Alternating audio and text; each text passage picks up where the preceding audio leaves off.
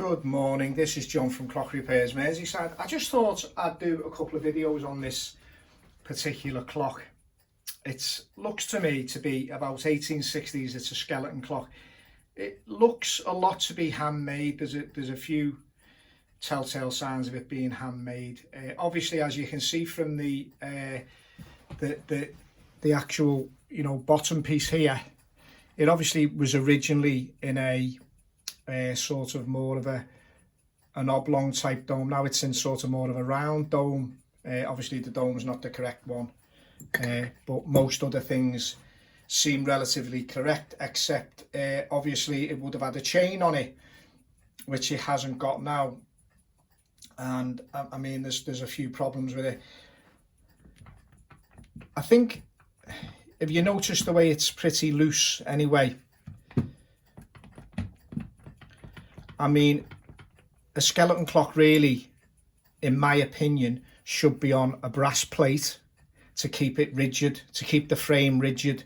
I know you've got your posts, but it always helps to keep them rigid. I've seen many a times situations where it's on a piece of wood, or it's on nothing and they're just standing in on the feet, and it's not the right thing to do. There's a lot of power generated from that spring, and that's why this particular clock is in the state it's in now, with quite extensive repairs, to be honest with you. Everything seems to run, it's waggling away. As soon as you apply a bit of pressure to the wheels and stuff, it works away quite happily there. So that's a promising sign. I'm not saying anything too much yet. What we're going to do in these videos is we're going to take it to pieces, and I'm going to go through a few things with the clock. I hope you can actually see it quite well. It's quite difficult to get proper camera angles at this because I can't actually see what I'm doing when I'm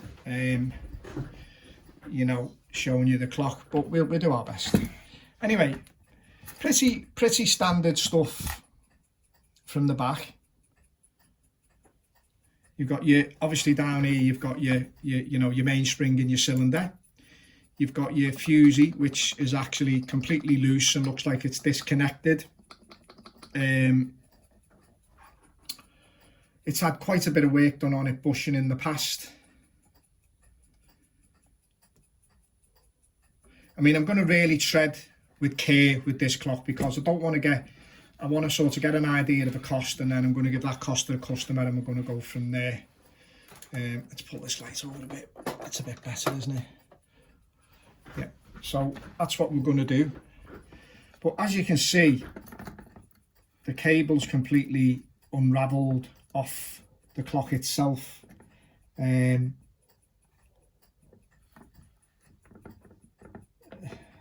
quite a bit of movement there in that cylinder as well, so I would imagine a bush is needed there. And you've also got to say to yourself, does it need a new spring?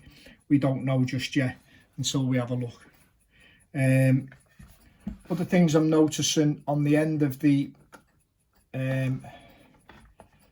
hands, there's actually no pin, so I'm wondering, has it been screwed on? Has someone put a thread on it and they've screwed it on? I mean, this is the way I'll assess every single job. I'll spend, a bit of time looking at them, making a decision on what I'm going to do. I've noticed the top, this has got a bend in it. So I'm wondering, it's really, everything seems to be loose on this. So I suspect someone's had a little bit of a play around with it. But yeah, I mean, might have had a bell or something in its day. I'm not sure. Pass and strike. The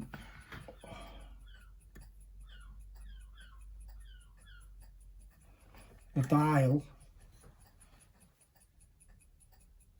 looks to be just the painted type. It doesn't look engraved, so I'm wondering, is that original?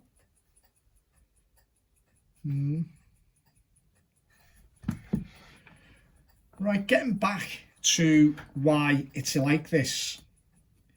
I suspect the thing with skeleton clocks is that obviously if you look to the front of them, you've got 2 winding holes, so a customer doesn't really know that you shouldn't put, you know, you should only, when that is when obviously all your chain or your cable is on your cone, it's you know, you don't need to have too many turns on this. It should be probably, you know, four turns on it, just to tighten your cable, keep your cable on or your chain on. It's, you know, you don't wind this and wind that. So what's probably happened, in my opinion, is he's wound that, it stopped working because it needs service or it needs a repair, and he's decided he's going to wind this, and obviously there's been you can imagine what's happened here. As he's wound it, the cable has slipped off the edge of the cylinder and it's unravelled. It probably frightened the life out of him, more than likely.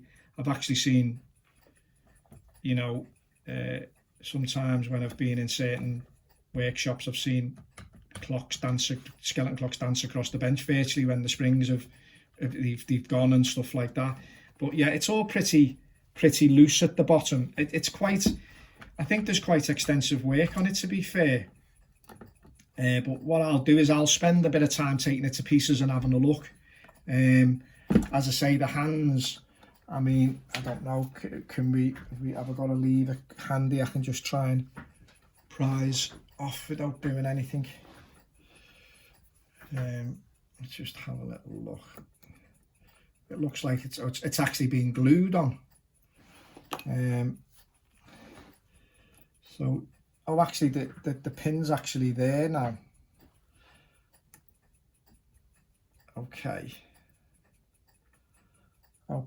well, that's good news. That's good news. So that's hopefully, you know, a good thing, because we can actually, you know, I haven't got something to worry about there with that, trying to work out how I can keep the hand on properly.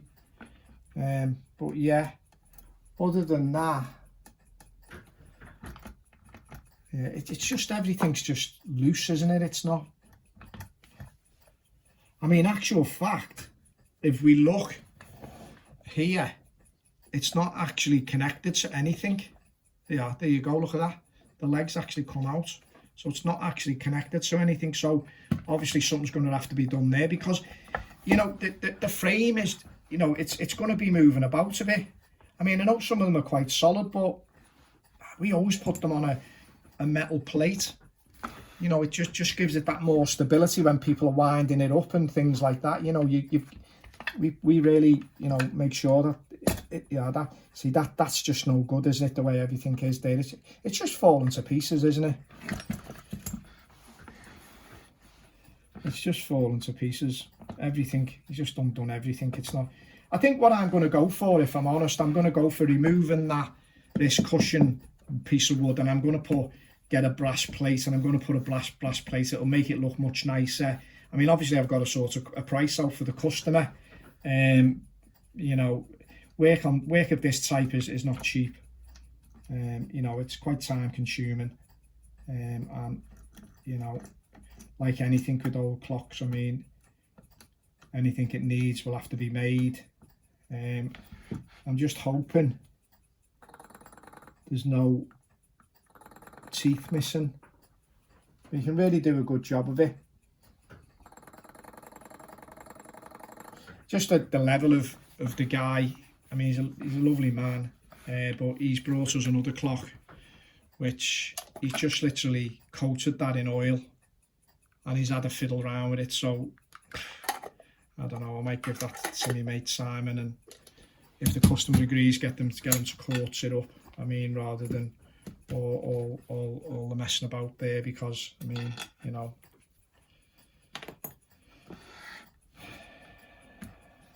but yeah, it's not looking really great, is it? Just falling to bits in my hand as we're doing. I don't know whether they're original. Look a bit. They don't look solid enough to me for this type of clock. They look like, I don't know. Yeah, quite a fair amount of work. You can see what's happened, and it's probably spun back. And there's no spring on the stop for your Fusee cone. So what's possibly happened is he's just wound it fully onto there as much as he could, and then it still hasn't run. And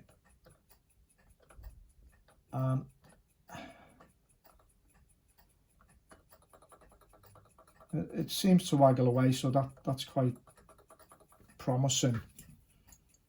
What a sad state of affairs, eh? What a sad state of affairs.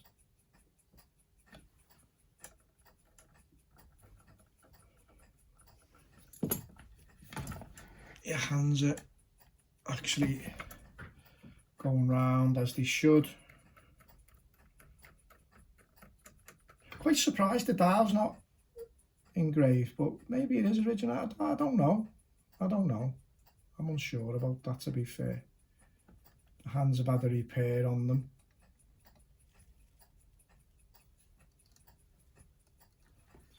Someone's put the usual blacksmith's hammer marks, you know, they've used a thing. I mean, people sometimes say, I say to them, is this being repaired by a blacksmith? And they think I'm joking. They think I'm making a joke, obviously because of my Liverpudlian accent as well, but I mean it. I mean, when you think about it, in the very, very early days, blacksmiths were the people who were repairing the clocks as well. And, you know, with the greatest of respect to these people, their idea of things was hitting it with an hammer and heating it up and things like that. And so often you see the back of it where they've hit it with some kind of a small hammer, or they've used a bit of a bolster or something called a chisel, and they go round the bush. And I mean, the idea is there of what they're doing is the idea, but the rest of it is all a bit wrong. But yeah, I think quite extensive work, I think, on that. So I think the customer's I'm gonna have a chat to them, see what we can do. Anyway, this is John from Clock Repairs Merseyside. Signing off. You have a great day, and look out for video number 2. Thank you.